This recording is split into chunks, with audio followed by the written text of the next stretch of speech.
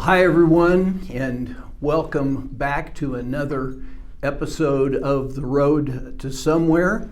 And if you are just jumping in with us, you might want to know that we're in the second season of working through my book, The Road to Somewhere, which the book takes you down Route 66 and takes you through kind of a brief overview of every book of the Bible.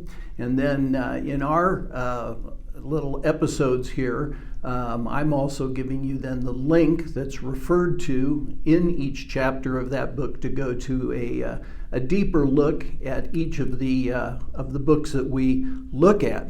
And this is episode 11. Originally, I thought there were going to be 12 episodes, which would have taken us to the kind of 20th of May or something, but I forgot that we combined 1st and 2nd Chronicles, so this is episode 10, and which means that next week, episode 11, will be the last episode of this particular season. Then we'll take a little bit of a summer break and come back in the fall and go into season 3, which should be a lot of fun because along with staying on Route 66, we're going to be in a little portion of the state of Kansas that Route 66 runs through, and we'll be looking at 5 poetic books of the Old Testament. This episode I've simply labeled The Wall, and it'll be obvious as we work through our episode this morning why that's is the title. It's funny because I'm kind of a Pink Floyd fan, and I was thinking about the fact that Pink Floyd actually has a rock opera called The Wall, and if you can just remember one line out of one of the songs in there, we might be able to have like a soundtrack for this particular episode of Pink Floyd, but just one of those lines is "just another brick in the wall."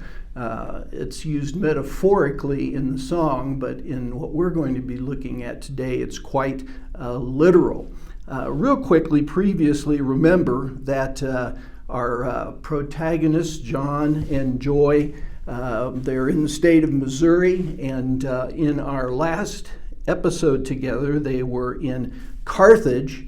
And what we've been seeing is really the rise and fall of empires and how that has impacted what was really in the ancient world a very small little kingdom. But we've seen the destruction of both the northern kingdom by the Assyrian Empire and the destruction of the southern kingdom by the Babylonian Empire. And when that southern kingdom was destroyed, of course, then many of the people that were living in Judah at that point in time were taken into captivity. And now, last week, what we saw is that Babylonian Empire was defeated in 539 BC by Cyrus the Great. This is actually an ancient painting in one of the museums of Cyrus. They hadn't quite figured out three-dimensional art yet, so you see all of these two-dimensional paintings and murals. But anyway, Cyrus defeats the Babylonians, and when he does so, he really sends back, under the leadership of a man by the name of Zerubbabel, approximately 50,000 of the exiles. There's about 42,000 actual Jewish exiles, but in the text it also tells us that those exiles took along their servants, about 7,000. So roughly 50,000 that head back to Jerusalem. This is the first wave of 3 of the return to Jerusalem, and this particular exile had one job, and that was to rebuild the temple, which in the face of some opposition eventually was completed in 516 BC. And after John and Joy shoot their little video about all of that in Carthage, they move on, and today and by the way, I was just going to show you the extent of the Persian Empire. It was massive, and you can kind of see in sort of the little bit darker, I can't tell if it's sort of a brownish color, the old Neo-Babylonian Empire. Well, that was obviously absorbed then into the Persian Empire. It was one of the largest empires in the world. And it remains the major world empire, and Judah remains under its control until a young fellow by the name of Alexander the Great comes along and conquers the Persian Empire in, I think it was around 325 BC. So, a massive empire. And again, what we need to remember is that if you look here, the size of Judah, even thinking of it as a nation or an empire was quite small at this point in time. And again, it was a vassal state of the empire of Persia. So we head down the road now with Joy and John, and where we're going to today is the city of Joplin, Missouri, on Route 66. Joplin, by the way, is where I-44 comes and reconnects with Route 66. So these long stretches that they've been able to drive on old Route 66 kind of come to an end. I think there's a few in Oklahoma that are pretty good too.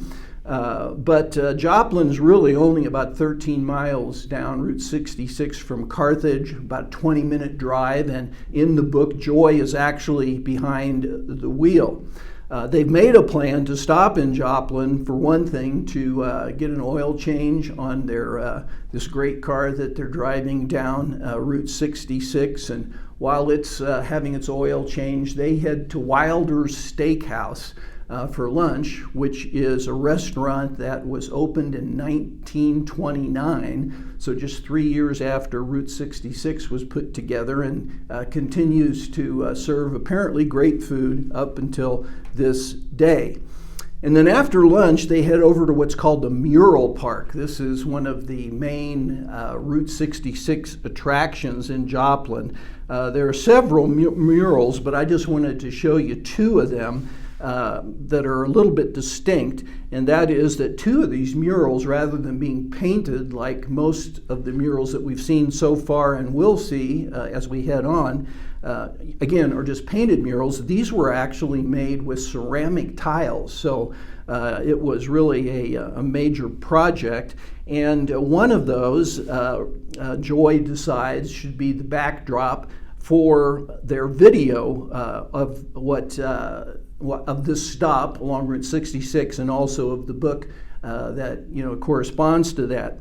This is pretty cool. This is also a ceramic tile mural. You can kind of see the squares there in the picture, and it also has this replica of a Corvette coupe sticking out three-dimensionally from the side of the building. And what they decide to do is to pull their Corvette kind of up nose to this fake Corvette, because they're both same color. And then John will stand outside by the real Corvette, and they will shoot this little video. And when they shoot the video, John gives a little bit of a background on Joplin, and mostly, comments on these murals. But he also talks a little bit about the fact that in August, Joplin hosts what they call the International Route 66 Festival. And how many international people actually come to Joplin, Missouri for that, I have no idea. But if you were traveling down Route 66 in August, you could plan to hit Joplin just about the time that they are having this great festival. Then what John does in the book as he's shooting this video is he segues into the biblical book that corresponds to Joplin, and that biblical book is the book of Nehemiah.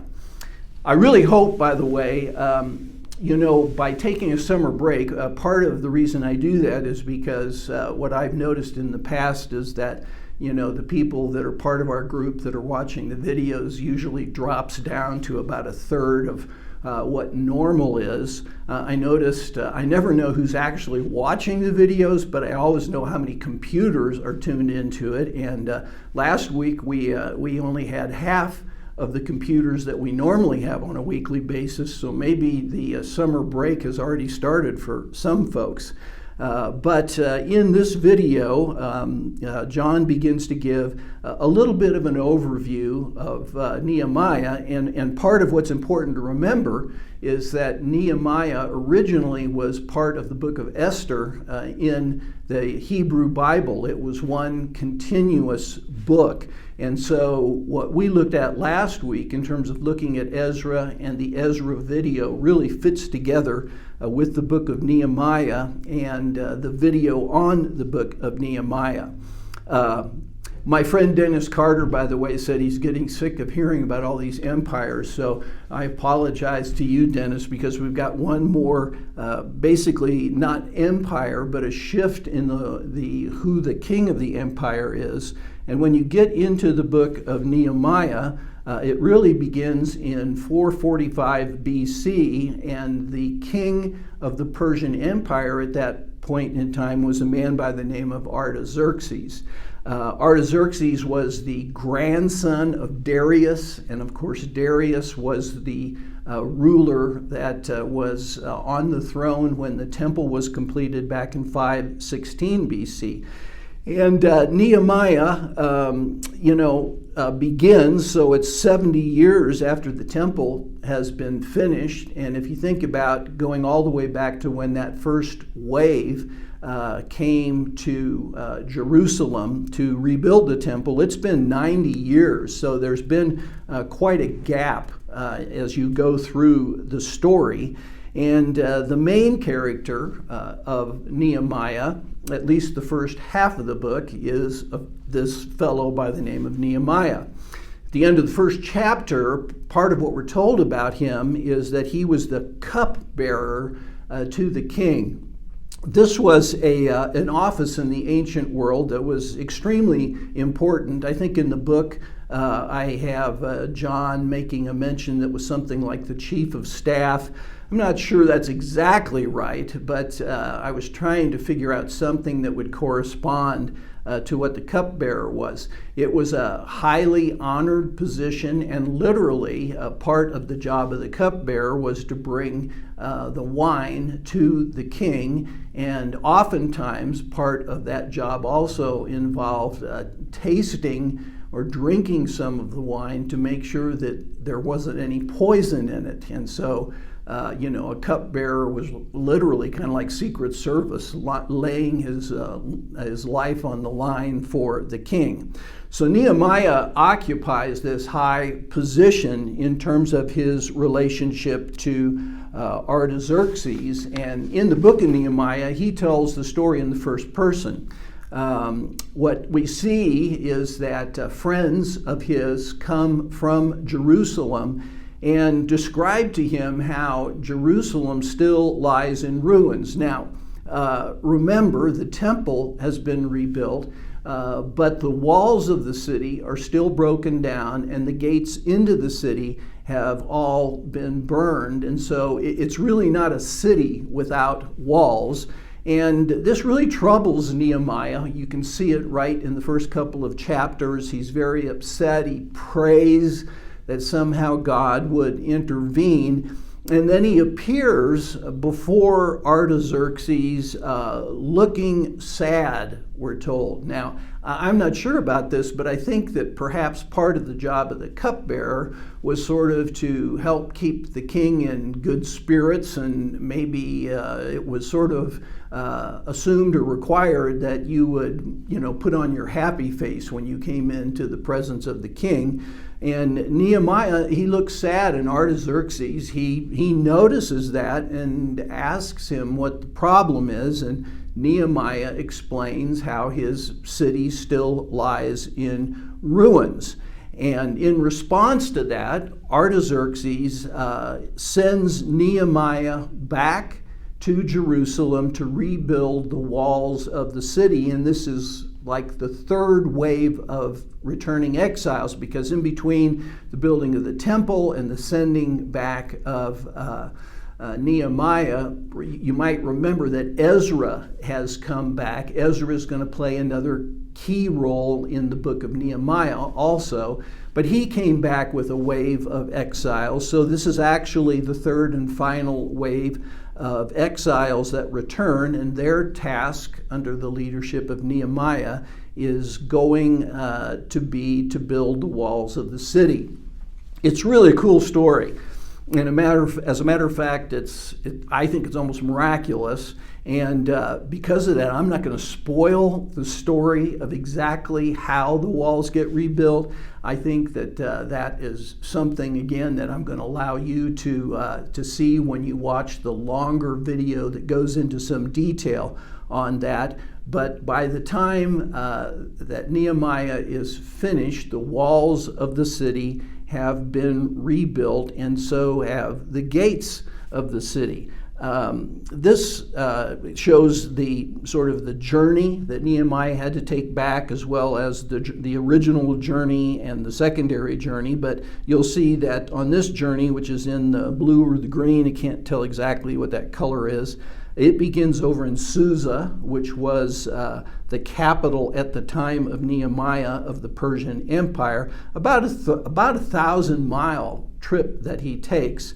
And then this is just a little bit of an outline of the city of Jerusalem at the time that Nehemiah arrives. It shows where the walls had been and where the walls were going to be rebuilt. It also shows that there were 10 main gates, and again, we're told that the gates had been burned. And so basically, the only thing that is kind of sitting there when Nehemiah arrives is the temple, and it's pretty unprotected, and Jerusalem again lies in ruins. So this is the task, is to rebuild this wall. And when he finishes, Jerusalem would technically become a city again. And then having described how all of that happens, and again, it's a great story, so you need to watch the longer video. In the book of Nehemiah then, as John is describing it, he sort of then briefly transitions over to the second half of the book, which really has to do with Ezra again. And this is a point in time in history. Now, this was a character I thought might look something like Ezra, other than the fact that he wouldn't be holding a book, he'd be holding a scroll. But Ezra was a teacher of the law of Moses. He was an expert in the law.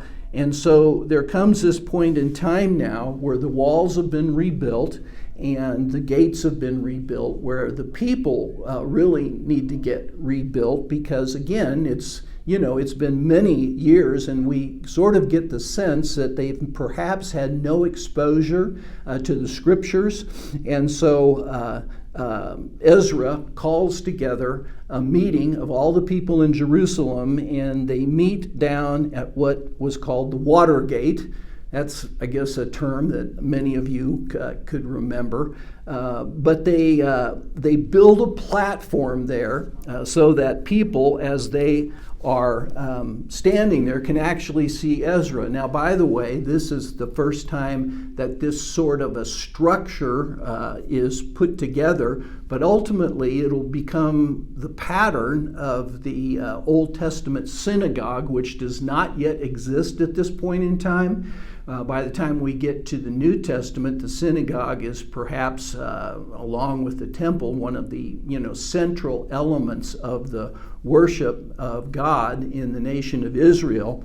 And it had sort of a raised platform where the rabbi or a guest would come, and at a point in time, Jesus is invited in Nazareth to come, and you'll remember to read the scripture, and he reads out of a prophecy in Isaiah, stands to read, and then sits to teach, and says, this day this prophecy has been fulfilled in your hearing. And it's really one of the early times where Jesus is claiming that he is the Messiah.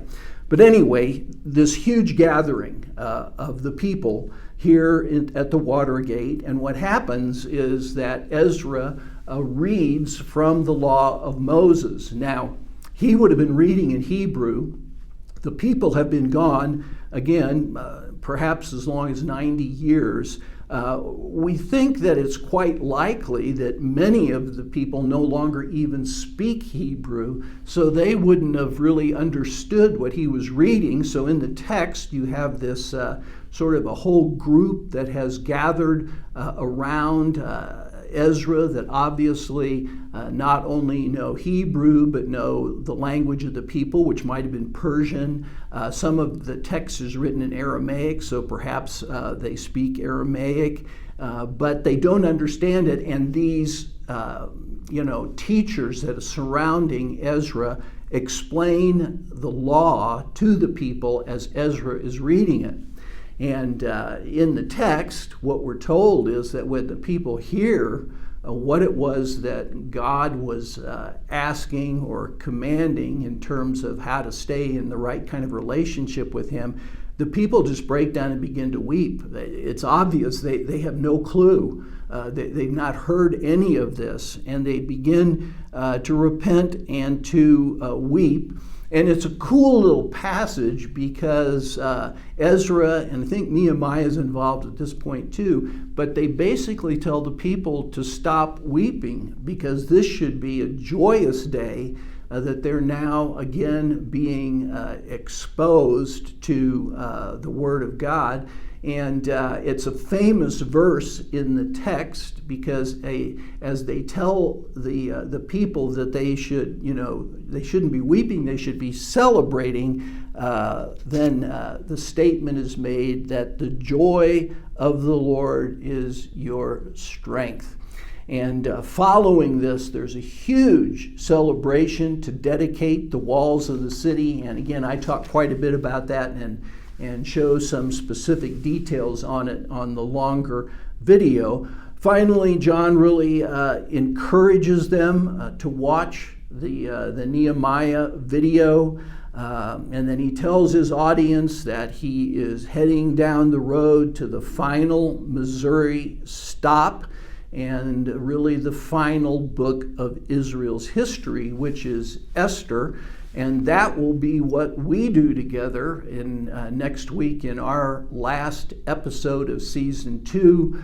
We'll be heading to the state line of Missouri and Kansas, and we'll be looking at the book of Esther, which is just a great story in the history of Israel. So thanks for joining us today. Again, let me just encourage you, for those of you that haven't even seen Ezra yet, you might want to go back and do that first because, again, the Ezra and Nehemiah flow together, and it's helpful to have the background out of Ezra in order to understand Nehemiah.